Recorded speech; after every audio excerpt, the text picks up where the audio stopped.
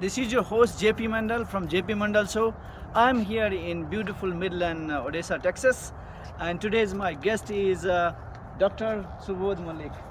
Namaskar, namaskar. Namaste. How are you, sir? Very good. Thank you for inviting this beautiful, lovely Midland, Odessa, Texas. Yeah, So, how is the life here? life is very good, just like the life should be. Right, right. So, many people, mostly people from Nepal, India, they haven't not maybe heard of this Midland Odessa. So, Yeah. For some people, it may be like a hidden secret, but we've been living here for more than 20 years. This is our home, and like you said, it's a beautiful place. And what makes it even more beautiful is people, the West Texans. right, right, the hospitality. Yes. So, many of my viewers probably don't know your background. Could you tell us about that? How Yeah, your journey in the US started? It's all Yeah. about like a story about the people. Should I share something about Yeah. how my journey started in Nepal? Yes. Yeah. So I was born in 66, and my father had a moving job, so we went to many cities. But my first upbringing was in Palpa, Tansen Palpa. That's where I did my first to third grade. Then we moved to Kathmandu, and then finished the rest of the schooling there. So we went to a lab school in Kirtipur. We are university kids because my dad worked in TU, and then went to ASCO, went to Bangladesh to do my medicine, and that's when I came to US in '93, and that's the journey that was before US. Yeah, so the many people come from overseas and they will like to choose the big metros like New York, LA, Yeah. Houston.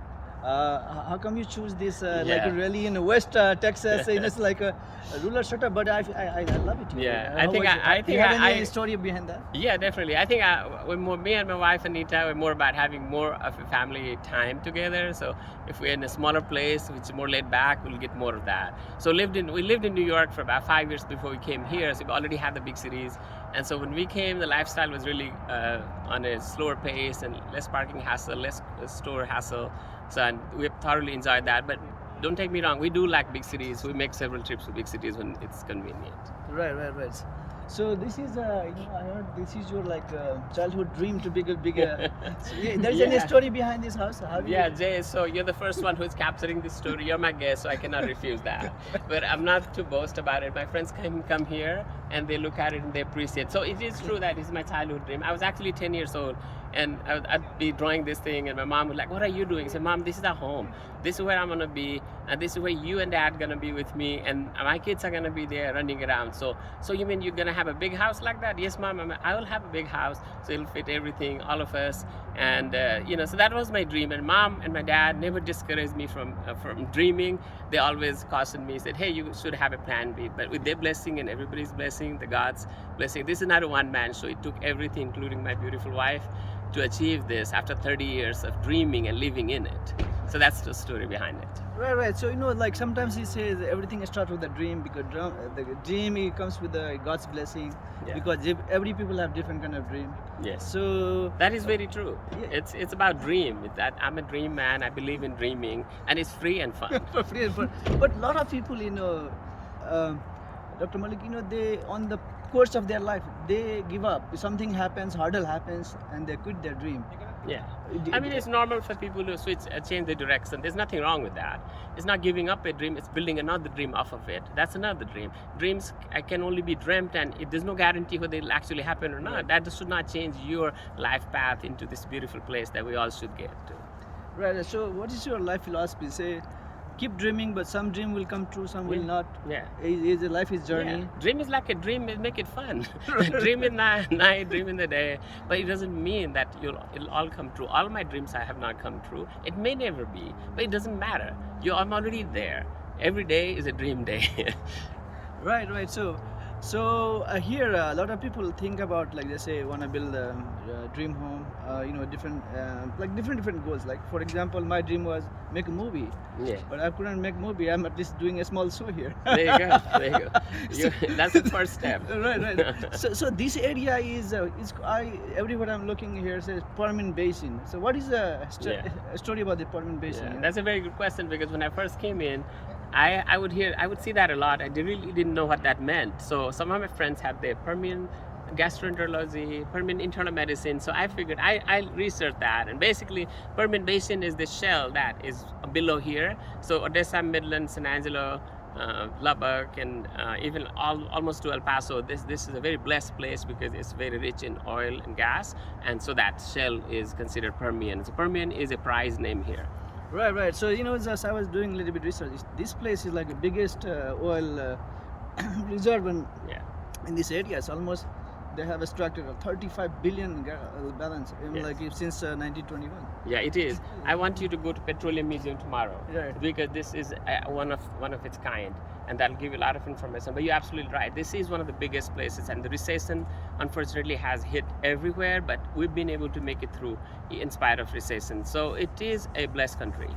Right. So, dear viewers, if you do not know the Permian Basin, area is it produces 17% of the U.S. all oil. So think about it. It's like bigger than country of Nepal. The size the reserve here is. Yes. All right. So let's in your house. I want to see some of the inside Yeah. story. Why not? You can.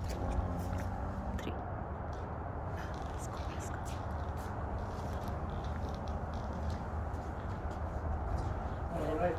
Thank you.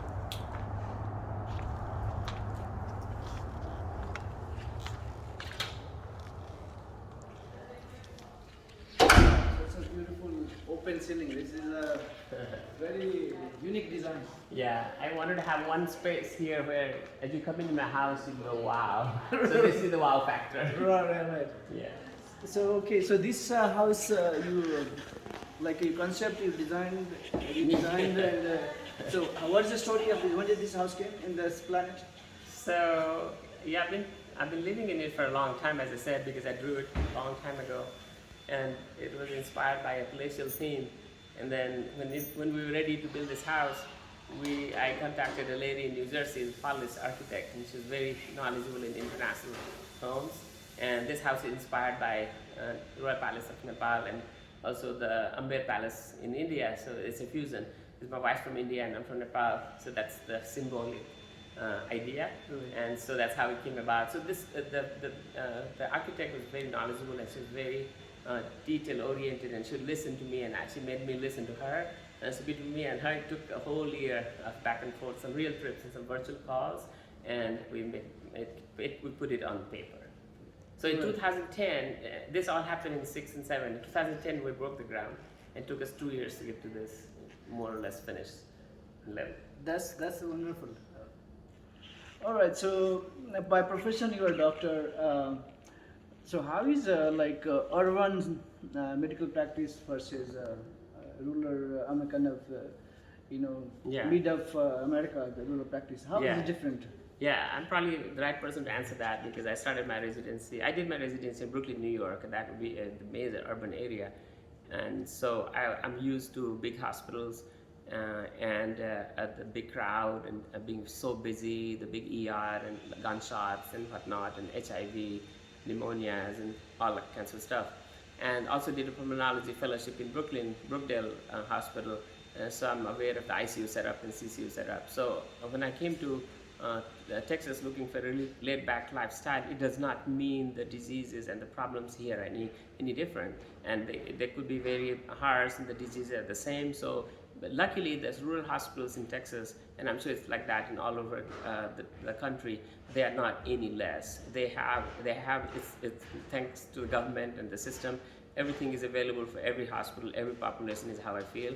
And there are some catchment the rural hospitals are connected with the bigger hospital, which are like an hour, 2 hours away, and the transport system is very well. So I have never felt that anybody living in rural area were disadvantaged because of their location. So it's like not like if you go in a rural area, you don't find a specialist or No, you don't. You do the same MRI, same CAT scan, but there are some high-level specialties that's available. But so one thing I'll tell you, Texas is blessed to have big hospitals like Baylor and Scott and White, where we have people coming from all over the nation, but also from overseas for the cancer treatment and very complicated other problems. So we have good access to those as well. Right. So like this last 2 years is pandemic time. So how is Texas overall situation? You kind of very different scenario than other. Just like I see the even stores, there's is a freedom of you wear a mask or not, but in some other states like California, you have to. So how is it those the affecting your general health? I believe for the most part Texas took it very seriously, and people who are involved in the medical field, like the first line workers such as myself and the nurses and the paramedics, and they had their PPE first, and so we were all equipped even when we first started admitting COVID patients, and even the hospital wise. Like you said about the mask thing, and initially there was some resistance, just like anywhere else, because it's cumbersome, and we are used to moving on, and so we try to minimize the negativity. So there was some of that, but as it progressed and people realized this is not just a flu, everyone took it very seriously. And I'm proud of small towns and bigger towns. Like I live in Odessa, so the hospital in Odessa, they were out there training and teaching people about hygiene and how to minimize the spread. And when it came to vaccine, they were the major vaccine supporters. So we were able to go quickly from 30% to 70% of vaccine, not quite 70%, but that's our goal. And so I'm very pleased with how everything, my personal role has been there in the last 2 years, almost 2 years. There's been a lot of COVID exposure for me as a clinician, because I have COVID patients in my clinic, and also I admit patients in the hospital. So I have to know the full spectrum of COVID treatment and what are the consequences. So I do from anything by mouth to the IV things like monoclonal antibodies, which prevents them from going to the hospital. And when they go to the hospital, I had to be knowledgeable about utilizing the remdesivir, the plasma, and the whole 9 yards. And we have been looking up, and we've been following the guidance from Mayo Clinics and CDC, and it's been going well. I've been very happy and pleased with how the environment has become here as far as fighting the COVID back. Right. So like right now, I think that Texas is just like California, the gold rush. You have a job rush and home rush, because I feel that many people from California are moving to Texas. Yes. Overall, here just say somebody is doing right now residency in New York or California or wherever other part of the nation, and they want to come here in Texas for the healthcare, and they want to start one clinic. What is the scenario here? Can you shed a light to the different doctors? Yeah, Texas is very welcoming to everyone. So that's probably why, also the weather is very nice, and that's probably why people are migrating. And even though there are big cities like Houston and Dallas, it's still very livable and it's still very convenient, and everything is available. So there's lots of perks why people move in. And I moved in for my medical work, particularly because I wanted to be in a smaller place, only because I valued the more time at home raising children. But I'm sure that's like that for most young physicians. So the Texas is, I've been very happy, and I would think Texas is one of the top places for anybody, particularly physicians. Right. You talk about a lot of this work-life balance. Yeah. So this especially right now, a lot of people are working from home. Yeah. So how important is a healthy life? This work-life balance, sometimes it's only is a keyword, but I think you guys are in implementing here. Yeah. How important is the work and life balance in your living a healthy and happy life? Yeah. Work and life balance is not just a word, it's actually something that we all need to practice and master it. That's the fundamental of having a happy family life and a happy life, as a matter of fact. So, but it's very doable. You just have to know, you have to work on it. So, I don't want to brag about myself, but my wife and my kids will never tell you like, oh, my dad's been so busy, my husband's so busy, I never see him. Because when I'm not with my patient, I make sure that I'm with my wife or my kids or my parents. So it's about not indulging in anything outside of that, because if you have a busy career as a physician and then you have a big family or any family, and you should be just limiting yourself in those two aspects, because you don't have the time to play golf. So by cutting out the things that's less important is how I balance my life and work, and it's working really well. Maybe you should ask my wife how she feels about it. Yeah, definitely. So another question I have is regarding your what do you do in your leisure time? Like they say, here I don't see like big entertainment, other things. Do you go travel? How do you relax here? What's Yeah. relaxation there? Swimming maybe could be? Yeah, I mean, I'm a man of diverse interests, so I do measure like several things. So listening to music is one of my really good things, and I have picked up singing because my wife is an awesome singer, and she's been my singing coach. And then I'm passionate about dancing, so we've done many dance performances just in normal casual parties in the home or friends, but actually done more than that, go out into charity events and perform and raise money for some cause. So that's that. But outside of that, we do like to travel and take the family to different places and try to get them to see the world and learn from that. And so we've been able to strike a real good balance with everything. That's awesome. So today, I had a very good opportunity to see here one temple, and I see you are the president there. You are also involved in so many different charities. So how do you manage your time to give back? It's not only get, but you also give. Like I know you have been involved in ENTA organization and several different other like medical foundation. Yeah. So how important is giving? And you have made it this is a practice of your life. Yeah. Could you because a lot of you maybe engineers, doctor making so much money, but they're not involved. What do you say to them?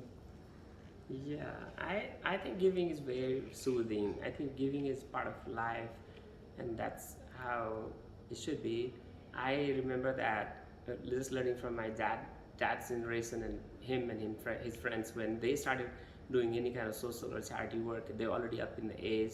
They would be like about to retire or already retired, and they didn't have the health or the means to do the soul work, to the giving. So probably inspired from that knowledge.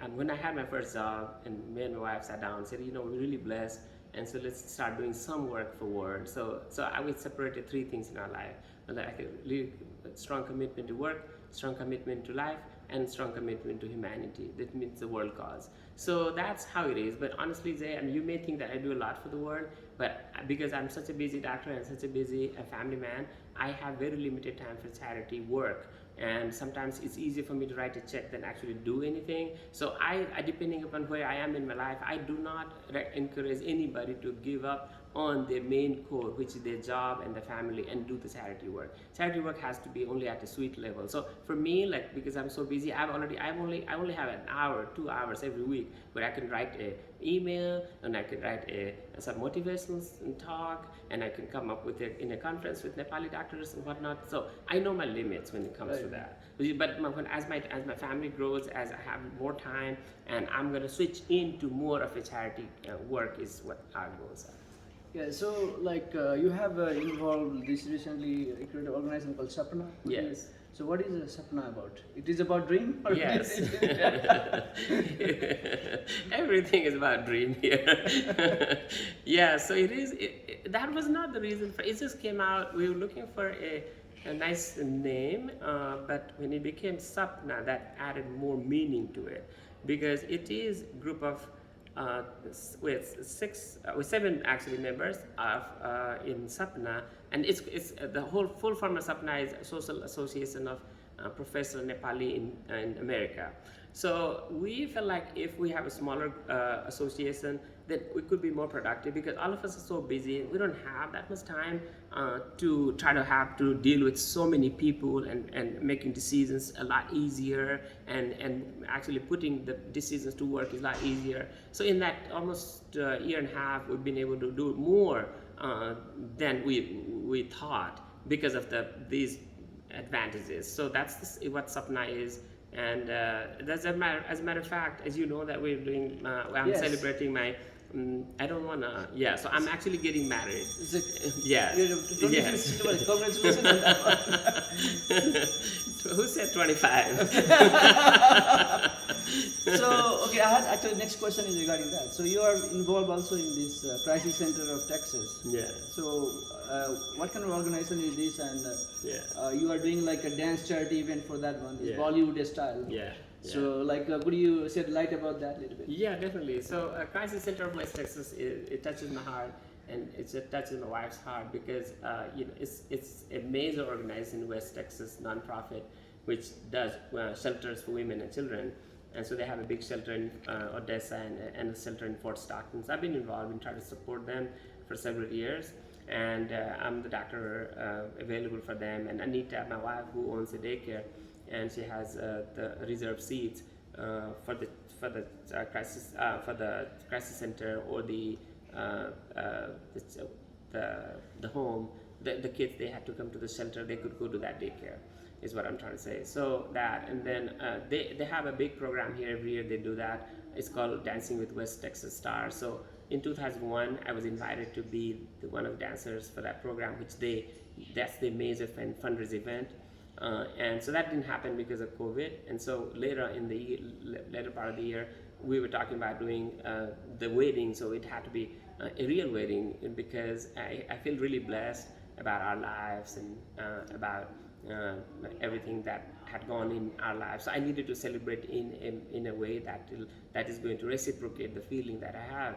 So during that, I was talking to several people, and they said, "You're doing so much of these events and so much singing and dancing going on. Maybe we should put a show together." And I picked up on that. Oh, that's yeah. And so that's how I went to Crisis Center. Hey, look, we didn't do the show, we didn't do the Dancing with West Texas, but the dancer is here, and there's an opportunity. Me and my wife were doing this wedding this year, and so they said, "Yeah, that'll be awesome." So they were very supportive, and so we went on. And I like to have events, and I enjoy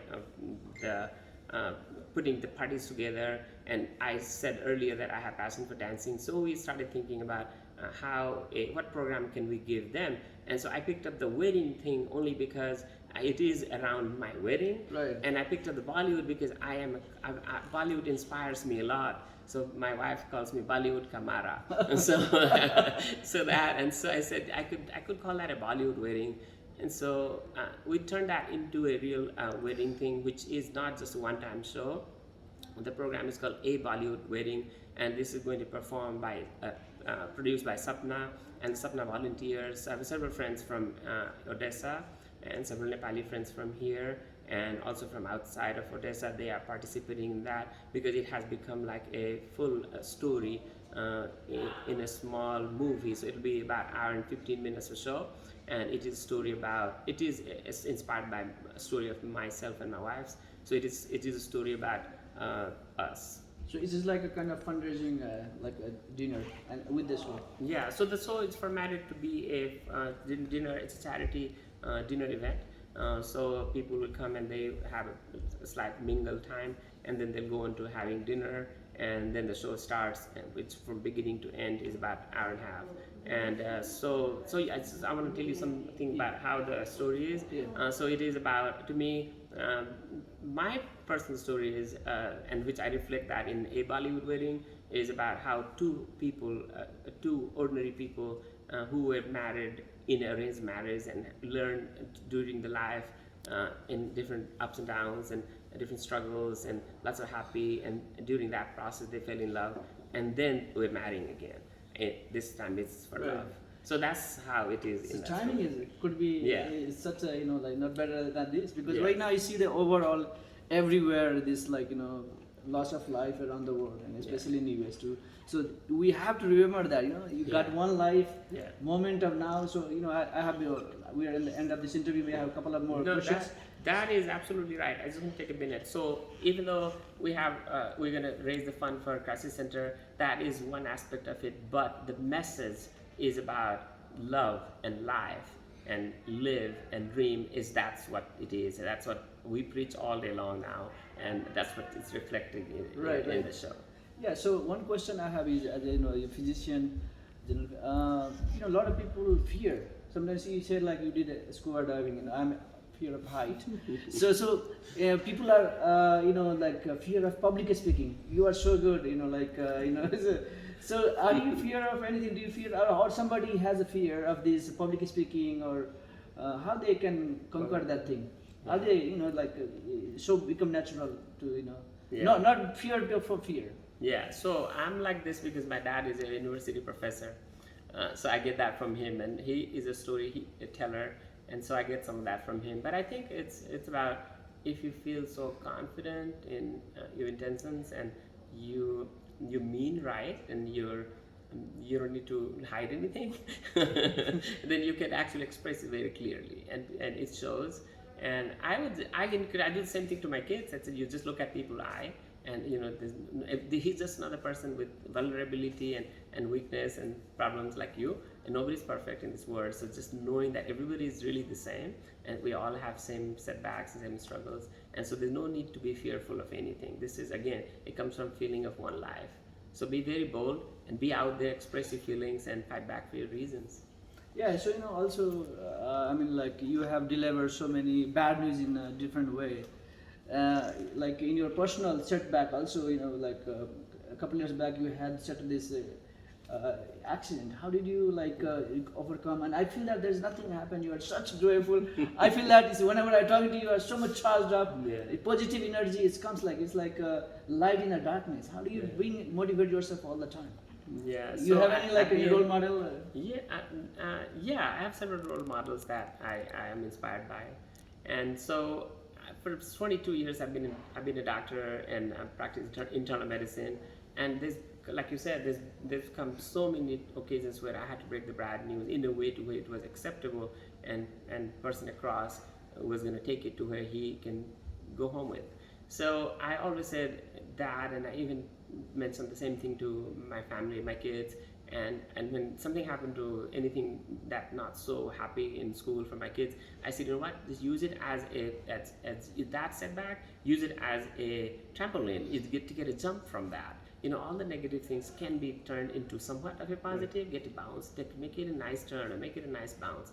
So we did have a major car crash in New Zealand in 2020, the very first day of 2020.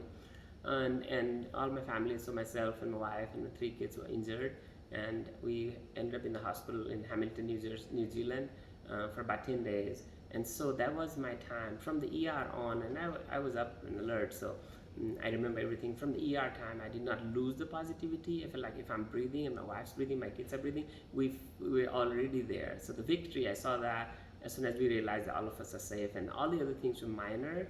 They could be repairable.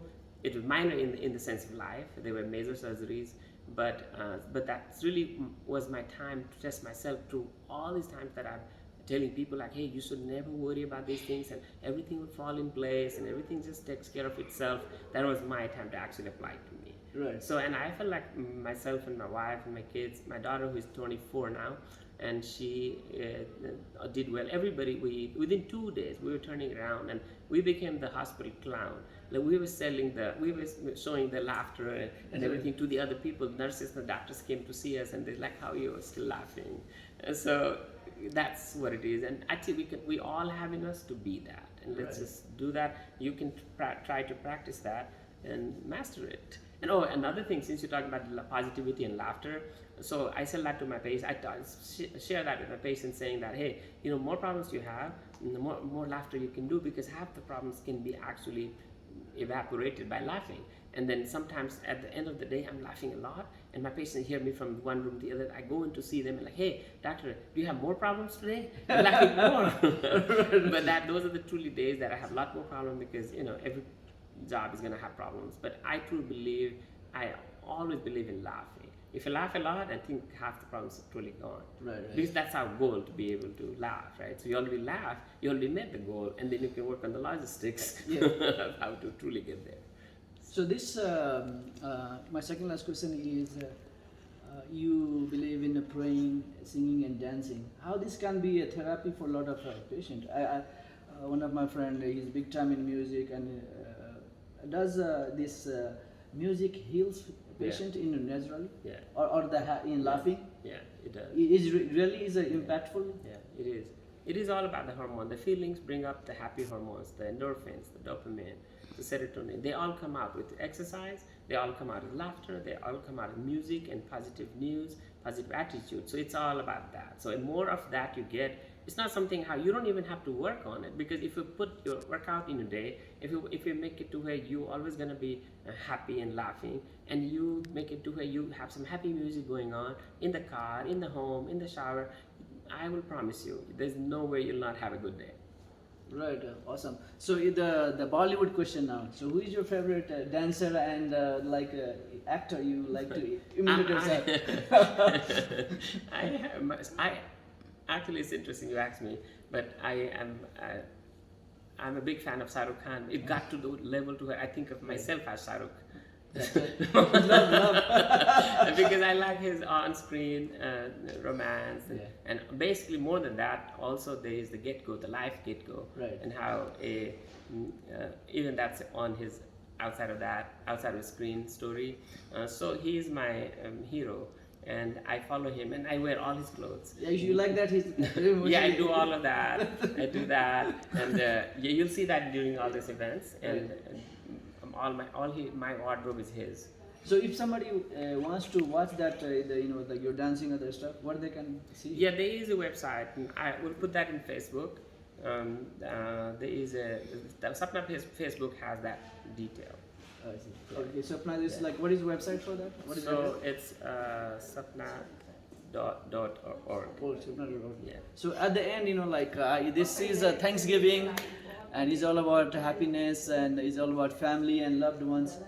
Would you like to say some last message to my viewers and anybody if would like to end this Yeah. today's interview? And I would like to thank you for giving me the opportunity to do this chat and inviting me for this beautiful Bollywood dance and this celebration. I'm very happy. No, Jay, we're very excited to have you and your wife, your fiancé here, because it's very rare that even my very close and best friends, and when they come to visit US, they do not come to Odessa because there's not a whole lot to see. So that means a lot when somebody from out of town comes and you made the effort and you came in. So that I want to thank you, and I definitely want to thank the viewers, and happy Thanksgiving first of all. And this is a very festive day here, and in about an hour we'll start our wedding events, which starts with Mehndi.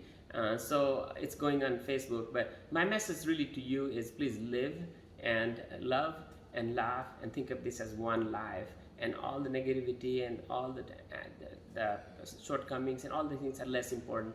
More important is how you are right now. So laugh a lot.